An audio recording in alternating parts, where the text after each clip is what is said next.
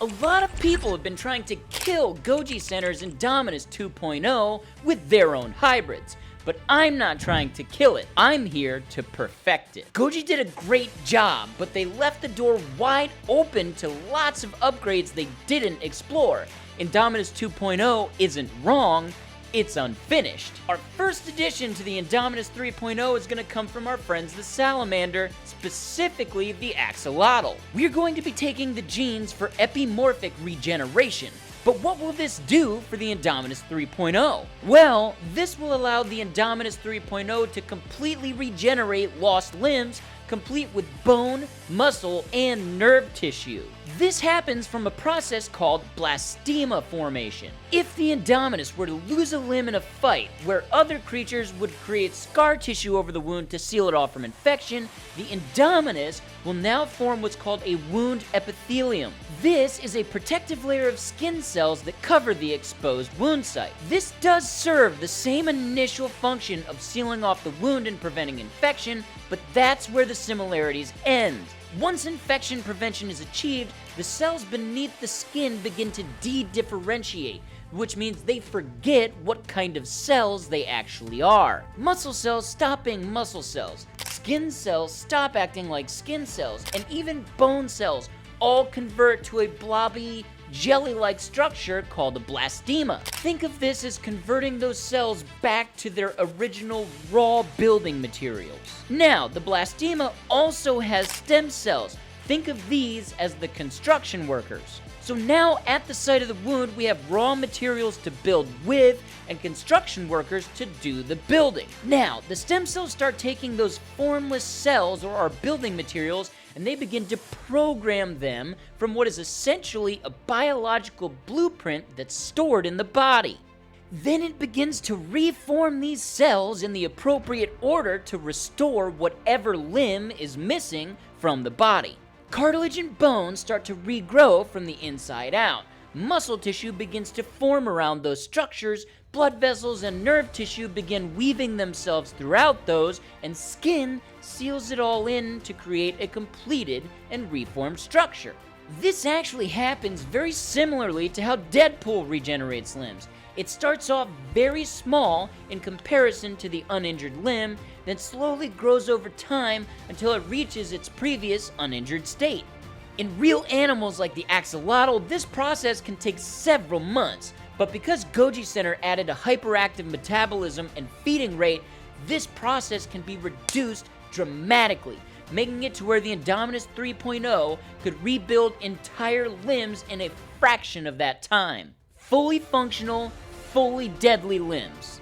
The next improvement that we're going to add to the Indominus 3.0 comes from the Komodo dragon, specifically its envenomation system and the immunity to its own venom. Let's talk about the venom these guys possess. Komodo dragon venom isn't just one form of toxin, it's a cocktail of deadly toxins that lead to a wide series of side effects. After being bitten, the first symptom is hemostatic disruption. The venom delays blood clotting or even completely prevents it, while simultaneously making blood vessels more permeable, which means there's significantly more bleeding at the site of the wound. This increase in bleeding and lack of blood clotting leads to them bleeding out over time, but that's not all it does. As time goes on, this leads to a drop in blood pressure, which creates dizziness, disorientation, lightheadedness, and eventually leads to shock and death. Now, what makes this worse is the more venom-infected wounds they have, the faster this process goes.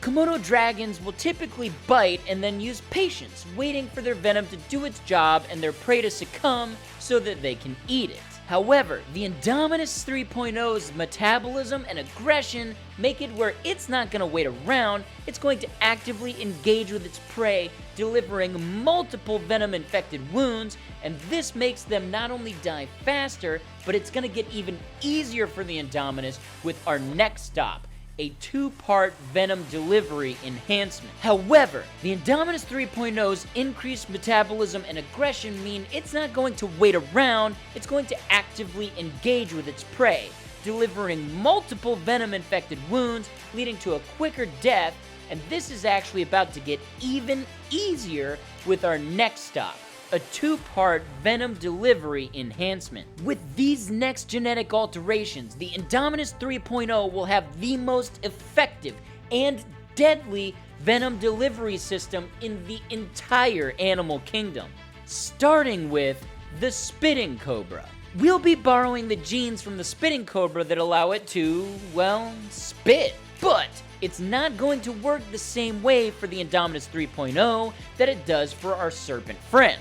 The spitting cobra is able to spray its venom as accurately as it does because of its fangs, which are not going to be present in the Indominus 3.0. We'll be leaving those metal teeth intact. On top of that, there are no known reactions between Komodo dragon venom and eyes. So the Indominus 3.0 can spray its venom in a wide, inaccurate mist, but what benefit is that gonna bring? Well, that's where part 2 of our venom delivery enhancement comes in. This isn't so much an addition as it is a removal. Specifically, we'll be removing one of the additions made by Goji Center, the claws. The Indominus 2.0 was given claws pulled from the Saurophaganax, intended to help them grip and latch on to both prey and opponents. Indominus 3.0, however, will be going back to the longer claws of its original form, taken from the Therizinosaurus. But why? With claws well suited for both slashes and puncturing, matched with higher level intelligence that allow for a strategic approach, Indominus 3.0 can now spray venom from its mouth to coat its claws in the same deadly toxins that coat its teeth. That's right, venom claws. So now, any bite or scratch from the Indominus 3.0 will immediately start the clock for death. Not only that, but any large, open wounds can have additional venom sprayed into it if the opportunity arises in combat. Every single hit from the Indominus 3.0 is a mark for death. This makes Indominus 3.0 a wildly efficient killing machine. Remember, the more venom-infected wounds there are on a target, the faster they go down. And the Indominus 3.0 now has multiple ways to deliver a variety of venom-infected wounds and up the dose. But that's not even all. If we consider a few scenarios, we can see exactly how advantageous this will be.